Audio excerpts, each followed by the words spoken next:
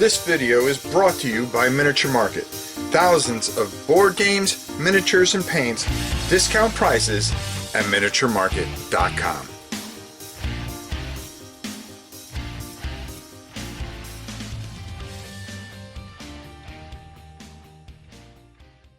Hey everybody, it's your old pal Rob. Now, the other day I put up a video talking about Gloomhaven because I was really shocked at some of the comments that I've gotten about Gloomhaven. And a majority of the stuff that I got was that it's too Euro-y. So I started thinking, I go, what does that really mean? You know, it's a funny thing because, you know, somebody out there wrote, hey, you know, Rob, well, your group is more an Ameritrash group. And I go, what does that really mean? You know, at the end of the day, you know, when you look at it, you know, you've got your Euro games, your Ameritrash games, your war games, family games, and so forth and so on. And at the end of the day, they're all games. Every one of these games are just games. I'm playing with a piece of plastic, right?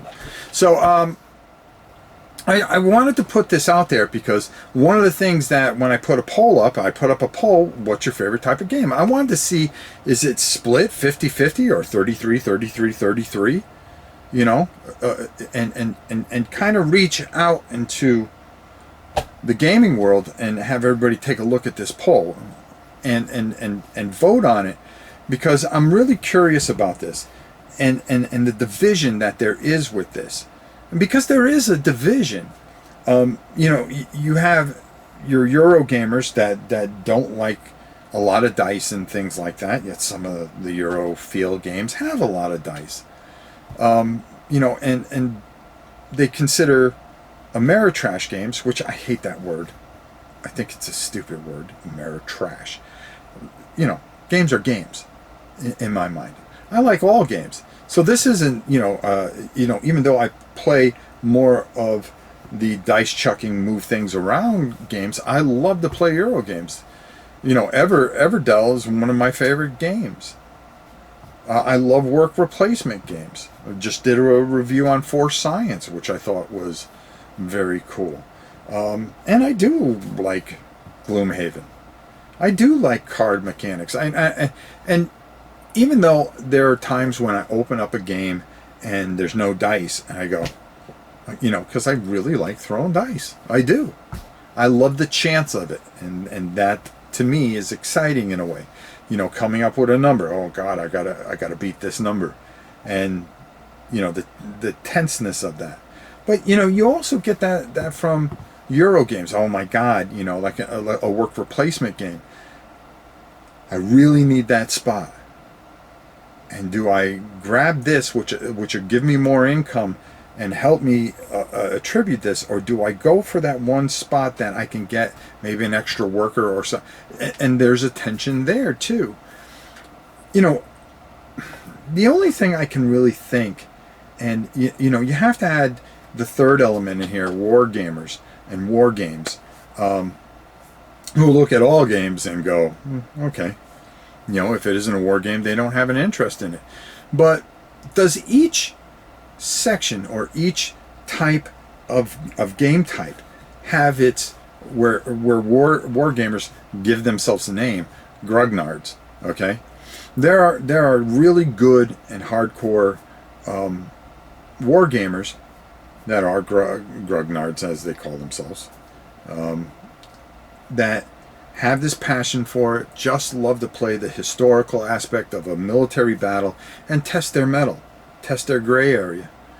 And then you have the negative grognards, which are, this is our hobby, we don't want anybody new in it, which, how does that grow the hobby?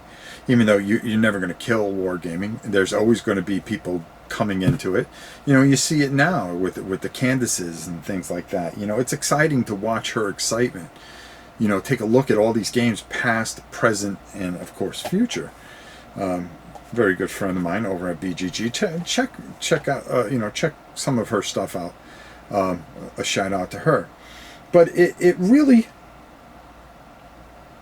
you know, I wonder if those type of people are also in this Ameritrash community, Euro game community, because from what I've always noticed, and it's you know, going to conventions as much as I have and stuff like that, and looking at all types of games.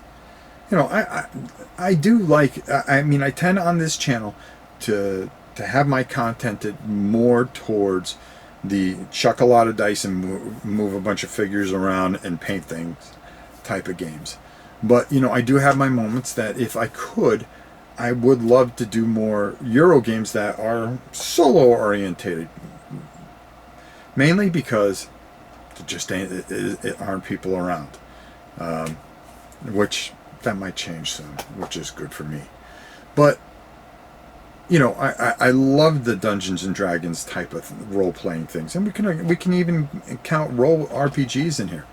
Again, you know, there's these strict divisions that if you go over too much a line, people just throw their hands up and go, no, I'm just going to like what I like. And that's all fine and dandy, but I think, you know, when at times, and you know, this is what I've noticed, like I was trying to say, you know, in conventions and stuff, that, you know, each group has their elitists, okay, that frown down on each other. You know, your Eurogamers are just, oh, it's a game that's mindless. I want to do this, that, and the other. But how can you say that's mindless and never have played a war game or played, you know, some of these strategy dice chuckers where you got to try to figure out things, and you know, the tension that you have sometimes there. You know, like I said, there are tensions in each type of game element, and at the end of the day, it's a game. So this wild division that's created, and it's, you know, it's just something I don't understand. It's kind of like the world, if you really think about it, with all the division instead of respecting each other. There's, you know, it's sticking the nose up in the air, which I don't understand at times. There are a lot of good elements in each type of category, but it's the people that make it so different. You know, where you have this one group. And I think this really shines in Gloomhaven, where it does have some Euro elements with no dice and so forth and so on. And, you know, traditionalists that love a traditional dungeon crawl, because I don't know if, you know, after reading a lot of comments, if you really can call that a traditional dungeon crawl. It's something different. It definitely is. It's something different. And, you know, and of course I'm using that as an example, but it is a game that deviates and kind of takes a little bit from this, a little bit from that, and a little bit from that. And then you just have these pockets of resistance.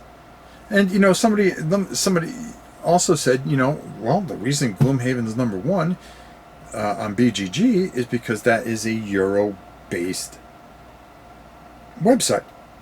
And the reason you're getting so many things that say they don't like it is because my site is this. And I go, when do we stop looking at games that are just games? You know, you have dice chuckers, you have this, that, and the other. Why do we have to call it so many different things? And, you know, why not just call it a work replacement or a dice chucker or this, that, and the other, instead of the Euro, Amera, whatever you want to call it?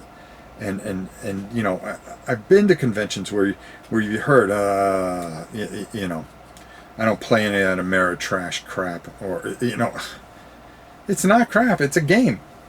And no, you may not like it, and that's okay, but you can respect it a little bit, just as much as, you know, I respect a lot of, you know, those abstract, you know, 1492 work replacement games, you know, where you know, you're work replacing in the city of Venice or something like that.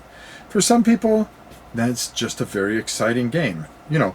But you look at some of the Euro games, you know, like Agricola, which is a great game. The Colonist, which is TI4 in Euro fashion. You know, some of these just massive games. You know, I can go on and on. That are very, very well done and a lot of fun. You know, but my tastes are different from those of a lot of people, and you just have this really weird division. And you know, I wonder, and again, you know, what this video is here to do is to point out these things and wonder why. You know, it's okay that there's different types of games, but I mean, do we have to be so aggressive about them? And you know, when you take a game like Gloomhaven, where there was a lot of division because a lot of people had seen the video and decided to weigh in, so you got more of that Eurogamer or you know, Eurogamer that commented and said, hey, you know, this, that, and the other. And then of course, you know, from my channel and from you know, real traditionalists, that the way I word it, you got this really, really unique perspective from both sides. And even some of the Wargamers came in. So I'm really curious to see where this divide is, and as far as gamers out there. You know, I put up a poll on the channel, you know, which game type do you like? You know, I put up Eurogamer, I put up Wargamer, I put up Ameritrash Gamer. Hope I spelled it right, which I probably didn't. And then, you know, family games. You know, and I wonder what the division is. I wonder how it, you know, we take a sampling of 600-700 people, which the polls usually do, and see where it lies. You know, where is it? You know, the thing I want to get from this is, how does the Eurogamer view Ameritrash Games? Again, I hate that word. And how does the Ameritrash gamer view Euro games? And how does the War gamer view both these types of games? So I want to see where the problem is, and I'm curious about it, and I really look to your input to really kind of get a feel of what this is. I think it's an interesting subject.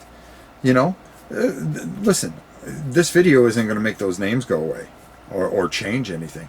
It's just I love to hear from you guys how you feel about gaming, your particular style of gaming, and how you view these other styles.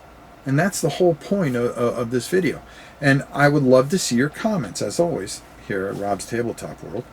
We answer every comment.